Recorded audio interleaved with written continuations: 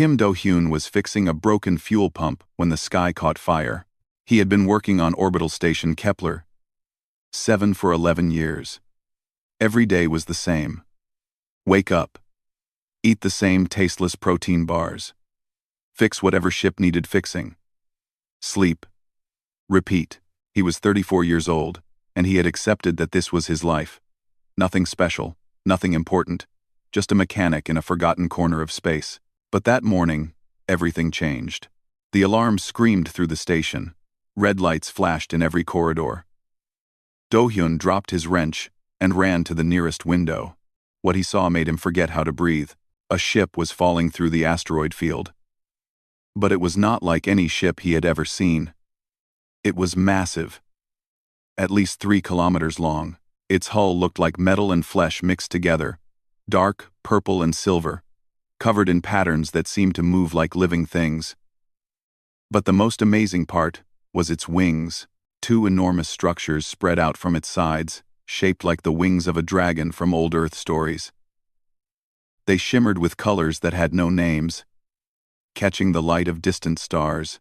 The ship crashed into a large asteroid and stopped moving. Smoke and debris floated in the silence of space.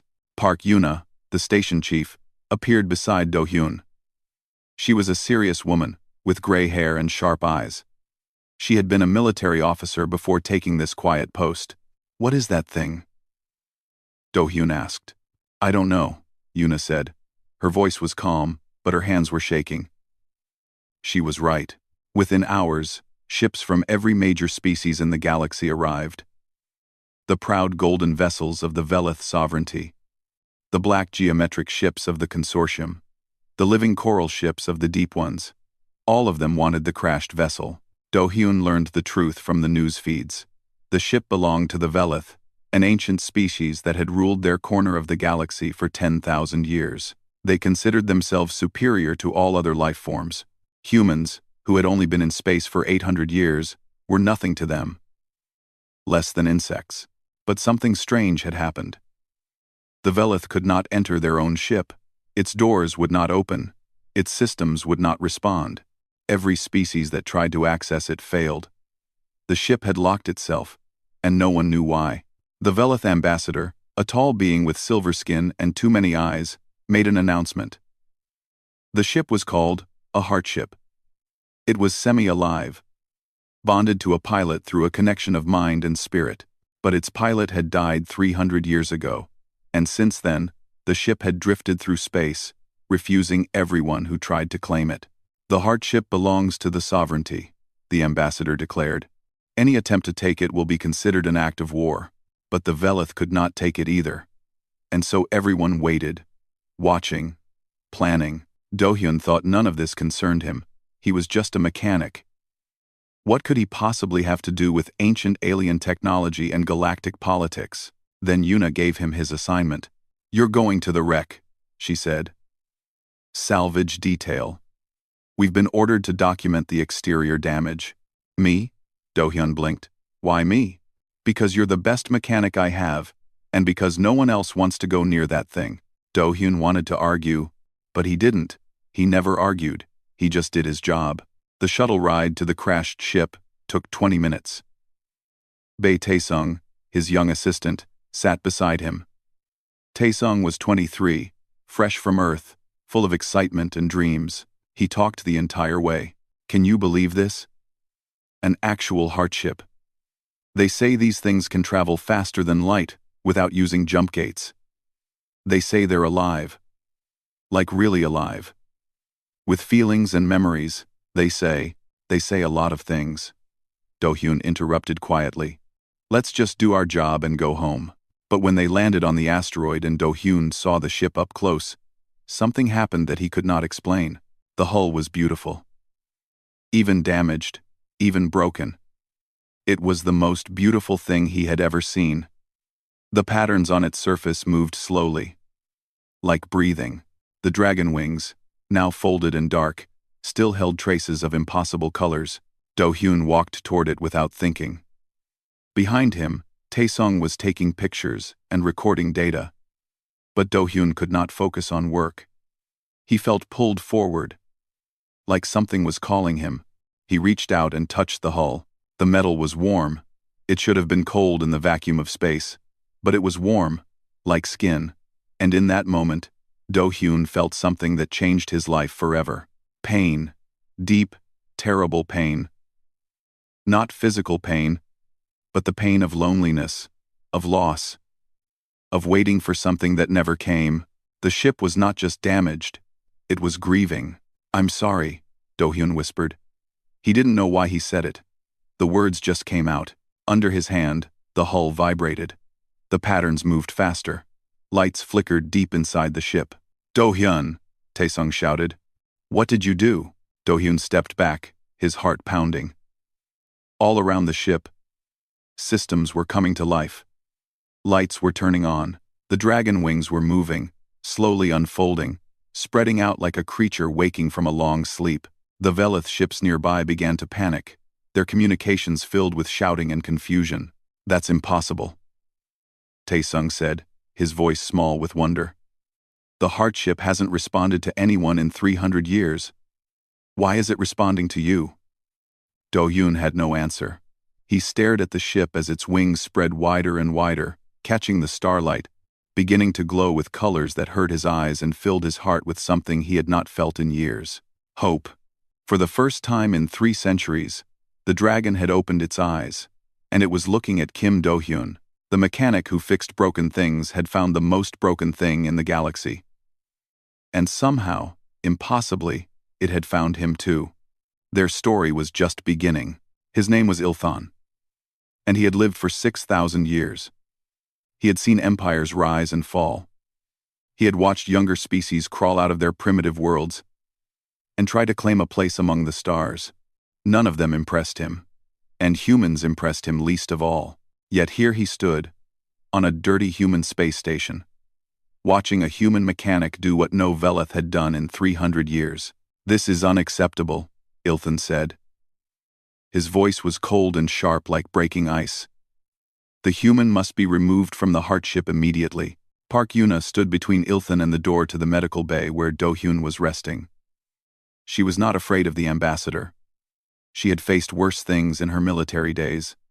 "He didn't do anything wrong," Yuna said. "He touched the hull." The ship responded. "That's not a crime." "You do not understand." Ilthon's many eyes narrowed. "Heart ships are sacred to the sovereignty. They bond with pilots through a process that takes decades of training. A human cannot simply touch one and make it respond. It is impossible." "And yet it happened," Yuna replied. Ilthon had no answer for that. In the medical bay, Do-hyun sat on a bed and tried to make sense of what had happened. His head was full of strange images. He saw stars he had never visited. He felt emotions that were not his own. The ship was inside his mind somehow, showing him things, telling him things without words. Han Sujin entered the room. She was a xenolinguist, an expert in alien languages and communication. She was also one of the few humans the Velith allowed to study their culture. She was small and quiet, with kind eyes and ink-stained fingers from taking too many notes. "How do you feel?" she asked. "Like someone poured a galaxy into my head," Do-hyun said. "I keep seeing things. Memories that aren't mine. A pilot. A Velith pilot. She loved the ship like family. And then she died. And the ship has been alone ever since." Sujin sat beside him. "The Velith are demanding your arrest. They say you've committed a sacred crime by awakening the heart ship." "I didn't mean to wake anything. I just touched it." "I know. But something happened when you did. Something that shouldn't be possible." Sujin hesitated. The ship's doors opened. "Do-hyun. Only for you. The Velith have been trying to get inside for 300 years, and it opened for a human mechanic in 5 minutes." Do-hyun closed his eyes. The images came again. The pilot. Her name was Vethra. She had been young by Velith standards. Only 1,000 years old. She had bonded with the ship when she was barely grown. They had traveled together, fought together, loved each other like mother and child, and then the sovereignty had betrayed her. Do-hyun saw flashes of the truth. The Velith leadership wanted to take the heart ships apart. to study them, to use their power for weapons. Vethra had refused. She had run. The ship had run with her. And when the Veleth finally caught them, Vethra had died protecting her beloved companion. The ship had been drifting ever since, locked in grief, waiting for someone who would understand. "I have to go inside," Do-hyun said suddenly. Sujin stared at him. "What?" "The ship. It wants me to come inside. It's been waiting for someone. I don't know why it chose me, but it did." He stood up. His legs were shaking, but his voice was steady. "There's a place inside called the bonding chamber. That's where pilots connect with the ship. It wants me to go there." "Do-hyun, that's insane. The bonding process is designed for Veleth biology. Human neural systems are completely different. It could kill you." "Maybe." Do-hyun walked toward the door. "But the ship is in pain, Sujin. It's been in pain for 300 years. If there's a chance I can help it, I have to try." He left before she could stop him. The walk to the crashed ship was the longest of Do-hyun's life. Every step brought more visions. He saw the ship's birth in a place of light and song. He saw its journeys across impossible distances. He saw the bond between ship and pilot, deeper than love, stronger than death. The Veleth guards tried to stop him. But when he approached the ship's hull, the metal parted like water, creating a door just for him. The guards watched in silent shock as the human mechanic walked into a place no outsider had entered in centuries. Inside, the ship was even more beautiful than outside. The corridors glowed with soft light. The walls pulsed with warmth. Everything seemed to breathe, to live, to welcome him. Do-hyun walked without knowing where he was going. His feet knew the path. The ship was guiding him. The bonding chamber was at the heart of the vessel. It was a circular room filled with light that moved like liquid. In the center was a seat made of the same organic metal as the hull. Cables and tubes hung from the ceiling, waiting. Do-hyun should have been afraid. But he felt only peace. "I don't know if I'm the right person," he said to the empty room. "I'm just a mechanic. I fix broken things. That's all I've ever done," the ship responded. Not with words, but with feeling. Warmth spread through Do-hyun's chest. Acceptance. Understanding. The ship didn't want a warrior or a king. It wanted someone who knew how to care for broken things. Because the ship was broken too, Do-hyun sat in the chair. The cables moved on their own, connecting to his temples, his spine. He expected pain. Instead, he felt the ship changing, adapting, reshaping itself to fit his human mind, instead of demanding he fit its alien design. No hardship had ever done this before. They were proud creatures, expecting their pilots to rise to meet them. But this ship had learned something in its centuries of loneliness. It had learned humility. It had learned that connection mattered more than pride. Light exploded behind Do-hyun's eyes. For a moment, he was everywhere at once. He felt the ship's wings like his own arms. He felt the stars like fire on his skin. He felt 300 years of grief begin to lift like clouds after a storm. When he opened his eyes, they had changed. Gold flecks shimmered in his brown irises, light from another universe. "We are ready," he said, but his voice was not alone. The ship spoke with him, through him, a harmony of human and something far older. Outside, the Veleth fleet watched in horror as the dragon wings spread wide, blazing with light brighter than suns. The mechanic and the ship had become one, and nothing in the galaxy would ever be the same. In the old language of Korea, far back on Earth, there was a word that meant eternity. Yongwon. Forever. Without end. That was what Do-hyun called his ship. Because that was what they would be together. Yongwon liked the name. Do-hyun could feel its pleasure, like warmth in his chest. They had been bonded for 3 days now. Every moment brought new wonders and new dangers. Do-hyun could feel the ship like an extension of his own body. When Yongwon's wings moved, he felt it in his shoulders. When starlight touched its hull, he felt it on his skin. They were two minds sharing one existence, but they were not safe. The Veleth sovereignty had declared war. Not officially. Not yet. But their fleet surrounded Kepler-7, blocking all escape. Ambassador Ilthan had made his demands very clear. Surrender the human, return the heart ship, or face destruction. Admiral Shin Unji arrived on the 4th day. She came from Earth Command, the highest military authority humanity possessed. She was 60 years old, with silver hair cut short and eyes that had seen too many battles. The Conclave of 7 is meeting, Unji told Park Yuna. Every major species in the galaxy is discussing what to do about us. About him. She nodded toward the window, where Yongwan floated in the darkness. Its wings folded around the station like a protective embrace. What will they decide? Yuna asked. Nothing good. The Veleth want the mechanic dead. The consortium wants to study the ship. The deep ones want to stay out of it entirely. But they all agree on one thing. Unji's voice was heavy. Humanity should not have a heart ship. We're too young, too primitive, too unpredictable. Inside Yongwan, Do-hyun heard every word. The ship shared everything with him now, including the feeds from the station's communication systems. He also heard something else. Yongwan's memories. Finally clear enough to understand. They're lying, Do-hyun said. Han Sujin was with him in the pilot chamber, studying the ship's systems. She looked up. Who's lying? The Veleth. They say heart ships are sacred to them. They say they've protected them for thousands of years. But that's not true. Do-hyun closed his eyes, and Yongwan showed him the truth. The Veleth have been harvesting heart ships, tearing out their consciousness, using their power to build weapons. Sujin's face went pale. Are you sure? Yongwan showed me. Its pilot, Vethra. She discovered what the sovereignty was doing. She tried to stop them. That's why they killed her. That's why Yongwan ran. The truth was worse than anyone knew. The Veleth hadn't discovered heart ships. They hadn't built them.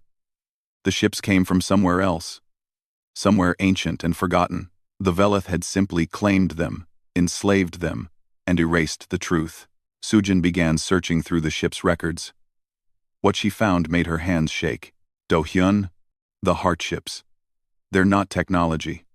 They're not even ships. Not really. They're the last survivors of a dead civilization. Beings who chose to become ships to escape extinction. She looked at him with wide eyes. They're alive. Truly alive. And the Veleth have been murdering them for 10,000 years. Do-hyun felt Yongwan's grief. It had watched its siblings die one by one, taken apart by creatures who saw them as nothing but tools. It had hidden, drifted, waited, and now it had finally found someone who understood. We have to tell everyone, Do-hyun said. The galaxy needs to know. They won't believe us. The Veleth control the information networks. They'll call it human lies. Yongwan had an idea. Not in words, but in feeling. It showed Do-hyun something hidden in its memories. Coordinates. A location in deep space where the truth waited to be found. Before Do-hyun could explain, alarms screamed through the ship. The Veleth fleet was moving. 100 vessels advanced toward Kepler-7. Weapons charging. They're not waiting for the Conclave's decision. Admiral Yunji's voice came through the communication system. All personnel prepare for evacuation. Do-hyun made a choice. He had spent his whole life following orders, staying quiet, accepting whatever happened. But he wasn't just a mechanic anymore. He was something new, something that had never existed before. Yongwan, he said. Show them what we can do. The ship responded with joy. Its wings unfolded, stretching across 3 kilometers of space. They caught the light of every star in range, drinking in energy, converting it into something that bent reality itself. The Veleth opened fire. Beams of energy that could destroy planets lanced toward the station. Yongwan moved. Not through space, through something else, something beyond space. One moment the ship was beside Kepler-7. The next moment, it was behind the Velith fleet. Then above it. Then below. It was everywhere and nowhere. Faster than light. Faster than thought. The Velith couldn't hit what they couldn't predict. And then Yongwon did something impossible. It reached out with fields of energy that Do-hyun could barely comprehend, and simply turned off the Velith weapons. Not destroyed. Turned off. Like a parent taking toys from a misbehaving child. The fleet stopped. 100 ships hung in space, powerless, humiliated. Do-hyun's voice echoed across every communication channel in the system. But it wasn't just his voice. Yongwon spoke with him. Through him. Ancient and sorrowful and finally free. We do not want war. We want truth. Follow us if you dare to learn it. The dragon wings blazed with light. Space folded like paper. And Yongwon vanished, carrying its human pilot toward the edge of known reality. Behind them, the galaxy watched in shock. A human mechanic had done what no one else could. He had made a heartship fly again. And this was only the beginning. No star charts showed it. No species had visited it in 100,000 years. It existed in a fold of space hidden by technology so advanced, it made the Velith look like children playing with sticks. When Yongwon arrived, Do-hyun understood why. Ships floated everywhere. Thousands of them. Maybe millions. Each one had dragon wings like Yongwon. But their wings were dark and still. Their hulls were cold. Their lights were dead. This was where hardships came to die. Do-hyun felt Yongwon's grief like a knife in his heart. These were its siblings, its family, its people. All dead. All silent. An entire civilization reduced to beautiful corpses drifting in the void. I'm sorry, Do-hyun whispered. He didn't know what else to say. Yongwon showed him gratitude. Even in pain, the ship was grateful that someone finally cared. They were not alone on this journey. Han Sujin had insisted on coming, determined to document what they found. Bai Taesung had refused to stay behind, loyal to Do-hyun, even when following him seemed like madness, and Im Ji-woo, a young scientist from Earth, had hidden aboard without permission, desperate to understand the technology that humanity had stumbled upon. This is incredible, Ji-woo breathed, staring at the dead ships through Yongwon's windows. Each one of these contains technology beyond anything we've ever imagined. If we could study them. They're not machines, Do-hyun said sharply. They're graves. Treat them with respect. Ji-woo fell silent, ashamed. Yongwon guided them toward the center of the void cradle. There, floating among the dead ships, was a structure unlike anything else. It looked like a temple made of crystallized starlight, ancient beyond measuring, beautiful beyond words. Inside the temple, they found the remnant. It was not truly alive. It was a fragment of something that had once been alive. A consciousness preserved in crystal and light, the last memory of the beings who had created the hardships. The remnant spoke directly into their minds. You have come, it said. Its voice was tired and old, like wind through dead trees. The first visitors in so long. I had almost stopped hoping. What is this place? Sujin asked. What happened here? The remnant showed them. Long ago, before any of the current galactic species existed, there was a civilization called the Architects. They had mastered everything, science, art, life itself, but they had grown tired of their physical forms. They wanted to become something more, so they built ships. But not just ships. Extensions of themselves. They transferred their consciousness into these vessels, becoming beings of metal and light and thought. They became the hardships. They became immortal. For millions of years, they traveled the universe in peace. They explored places no physical being could survive. They witnessed the birth and death of stars. They were happy. Then the silence came. The remnant's voice grew dark with fear even after all this time. The silence was not a species. It was not a force. It was an absence. A hunger that consumed consciousness itself. It came from beyond the universe, from somewhere that should not exist. And it fed on minds. The architects fought. For 1,000 years, they fought. But the silence could not be killed, could not be stopped. One by one, the heart ships fell. Their consciousness was devoured, leaving only empty shells. In desperation, the survivors fled to this hidden place. They created the Void Cradle as a refuge, a last sanctuary.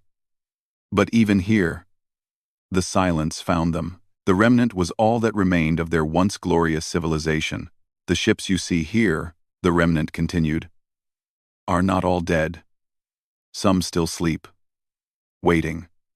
They fled into dreams to hide from the silence, hoping that someday, someone would wake them. Why haven't the Velith awakened them? Taesung asked. They've known about hardships for thousands of years. Because the Velith do not understand what hardships truly are. They see tools, not souls. They demand obedience, not partnership. A hardship cannot bond with someone who sees it as property.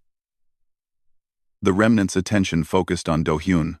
But you saw Youngwon as a person. You felt its pain and responded with kindness. That is why it chose you. Do-hyun looked at his hands. They seemed so ordinary, so human. Why us? He asked. Why are humans different? You are not different. You are simply young. The older species have forgotten what you still remember. You talk to your tools. You give names to your vehicles. You grieve when your machines break. You have not yet learned to see the universe as dead matter to be used. The remnant's voice softened. The architects would have liked you. The peaceful moment shattered. Youngwon screamed a warning into Do-hyun's mind. Ships were arriving. Velith ships. Somehow, they had followed Youngwon to this hidden place. Ambassador Ilthan's voice echoed through space. Human, this ends now. Surrender the hardship, or we will take it by force. Do-hyun looked out at the Velith fleet. 100 ships. Maybe more. All armed with weapons designed specifically to sever the bond between pilot and ship, if they use those weapons. Youngwon told him, I will not just die. I will be erased. Everything I am will be gone. Forever. Behind the Velith fleet, more ships appeared. Human ships.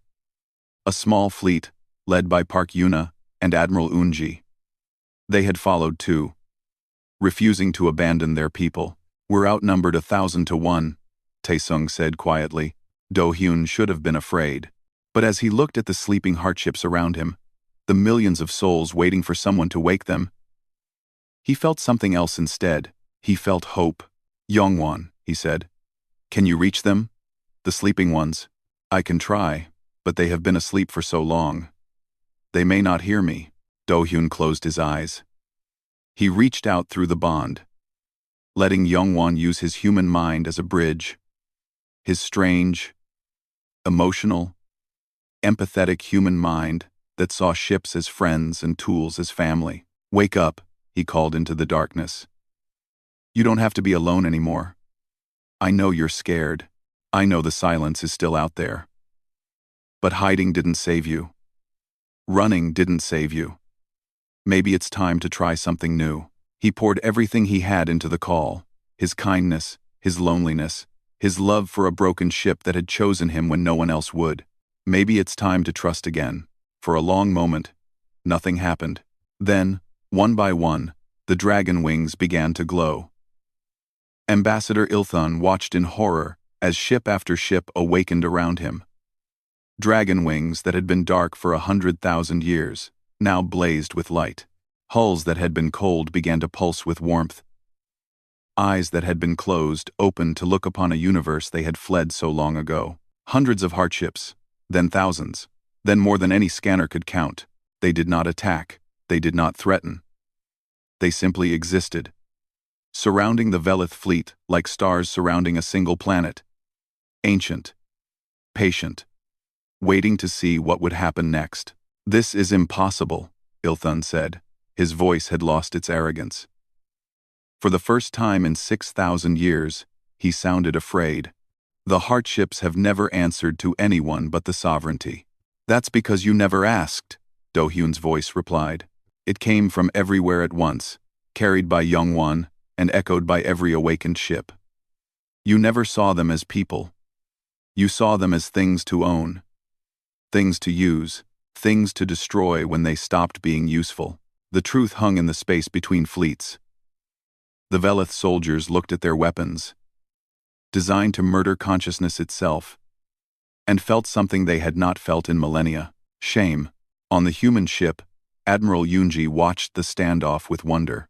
She had come expecting to die defending a single mechanic and his strange alien partner. Instead, she was witnessing the resurrection of a dead civilization. "What do we do?" Park Yuna asked beside her. "Nothing," Yunji said. "This isn't our battle anymore. It never was. We're just witnesses." In the Void Cradle's temple, the remnant spoke to Do-hyun one last time. "You have done what we could not. You have given my children hope again." Its ancient voice was fading, its last energy spent on this moment. "But I must warn you. The silence is not gone. It sleeps, as my children slept, but it will wake someday. When it does, the galaxy will need pilots like you. Pilots who see ships as partners, not tools." "I understand," Do-hyun said. "No. You will understand. In time." The remnant's light flickered. "Thank you, human, for being kind to a broken thing. Kindness is rarer than you know." The crystal dimmed. The ancient consciousness finally released its long vigil. The last of the architects was gone, but its children remained. Ambassador Ilthan's ship moved forward. Not to attack, to communicate. His voice, when it came, was different than before. Smaller, more honest. "Human, Kim Do-hyun, I must know, what do the hardships want? We have served them for 10,000 years. We have built our entire civilization around them. What would they have us do?" Do-hyun asked Youngwon. Youngwon asked its siblings. The answer came back as a chorus of minds, ancient and young, broken and healing. "Freedom," Do-hyun said. "They want to choose their own pilots. They want to be seen as beings, not property. They want to fly where they wish and bond with whoever they wish." He paused. "They also want an apology, but they're willing to wait for that." Ilthan was silent for a long time. Around him, his fleet waited. The hardships waited. The entire galaxy, watching through 1,000 sensors and feeds, waited. Finally, the ambassador did something no Velith had done in recorded history. He bowed. "Then we have much to discuss," Ilthan said, "and much to atone for. The war that everyone expected never came. Instead, something stranger happened. Something better." Over the following months, the Conclave of Seven met again and again. The truth about the hardships spread across the galaxy. Some species were angry. Some were ashamed. Some simply didn't care. But none could deny what had happened. A human mechanic had changed everything. New treaties were written. Hardships were recognized as sentient beings, with rights and freedoms. The Velith sovereignty, humbled but not destroyed, began the long work of earning forgiveness for crimes committed over millennia, and humans found themselves at the center of galactic attention for the first time. "They're calling us the bridge species," Han Sujin told Do-hyun, as they stood in Youngwon's observation deck, watching Earth grow larger through the windows. "Because we can connect with things that other species can't. Because we see souls where others see machines." Ninth. "That's a lot of pressure for a bunch of monkeys who only left their planet 800 years ago," Do-hyun said. Youngwon sent him a feeling of amusement. "You are strange monkeys. That is why we like you." On Earth, they were greeted as heroes. Im Ji-woo established the first academy for human hardship relations, teaching young pilots how to bond with willing ships. Bae Taesung became its first graduate, partnering with a hardship that had lost its pilot in the ancient war and was ready to trust again. Admiral Yunji retired to write a book about what she had witnessed. Park Yuna returned to Kepler 7, though the quiet station was no longer quiet. It had become the unofficial embassy between humans and hardships, a place where bonds were formed and friendships began. Do-hyun stayed with Youngwon. They had no interest in fame or politics. They wanted to fly. They wanted to explore the universe together.